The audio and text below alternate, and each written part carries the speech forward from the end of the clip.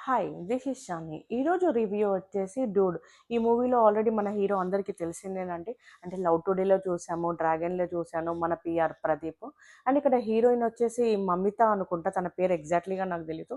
'ప్రేమలు' మూవీలో ఉంది కదా! తనేనండి ఇక్కడ హీరోయిన్ అయితే. మూవీ అయితే 'పీఆర్‌కి' ఒక గుడ్ బాయ్ ఇమేజ్ తెచ్చేలాంటి మూవీ అని చెప్పేస్తాను. ఈ మూవీలో ఒక 3 క్యారెక్టర్స్ చుట్టే మూవీ స్టోరీ అంతా అయితే తిరుగుతూ ఉంటది. ఈ మూవీలో మెయిన్ క్యారెక్టర్ హీరో కాకుండా ఇంకొక మెయిన్ నెక్స్ట్ క్యారెక్టర్ ఎవరైనా ఉన్నారు అంటే అది హీరోయిన్ కాదండి, Sarath Kumar. Movie story short and స్వీట్‌గా చెప్పాలి అంటే ఇక్కడ హీరో స్టార్టింగ్‌లోనే లవ్ ఫెయిల్యూర్ ఉంటారు. అండ్ ఇక్కడ హీరోయిన్ వచ్చేసి మరదలే ఉంటది. మేనమామ కూతురే ఉంటది. తనొచ్చేసి హీరోకి ప్రపోజ్ చేస్తది. హీరో అయితే ఆ టైంలో రిజెక్ట్ చేస్తాడు. మళ్ళీ హీరోయిన్ పైన ఫీలింగ్స్ వచ్చేసి పెళ్లి చేసుకుంటా అని శరత్ కుమార్ దగ్గరికెళ్ళిపోతాడు. శరత్ కుమార్‌కి చెప్పగానే ఓకే అని చెప్పేసి మ్యారేజ్ అయితే ఫిక్స్ చేస్తారు. ఇక మ్యారేజ్ చేసుకునే హ్యాపీనెస్‌లో హీరోయిన్ దగ్గరికెళ్తాడు. అప్పుడు హీరోయిన్ అయితే నో చెప్పేస్తది. అక్కడ ఒక కాంప్లికేటెడ్ సిట్యుయేషన్‌లో ఇంకా హీరోయిన్ అయితే పెళ్లి చేసుకోవాల్సొస్తది. ఇక ఆ పెళ్లి తర్వాత ఎలా అయితే ఫేస్ చేశారనేది మూవీ అంతా అండి.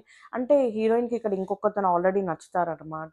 నాకైతే కొంచెం 'ఆర్య 2' సీన్స్ అయితే పడ్డాయనిపించింది ఈ మూవీలో అయితే. ఈ మూవీ అంతా శరత్ కుమార్ కామెడీ ఉన్నంత వరకు ఒకెత్తు.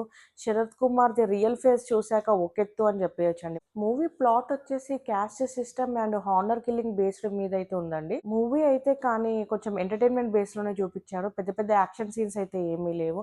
కానీ నాకైతే 'పీఆర్' మూవీ రేంజ్‌లో అయితే లేదనిపించింది. ఎందుకంటే 'లవ్ టుడే'కి, 'డ్రాగన్‌కి తను ఒక ఇమేజ్ అయితే సెట్ చేశాడు మనకి.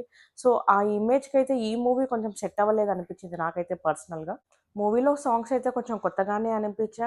అండ్ ఇక్కడ హీరోయిన్ కూడా కొంచెం అందరూ క్యారెక్టర్ అనలైజ్ చేస్తారేమో అనిపిస్తుంది.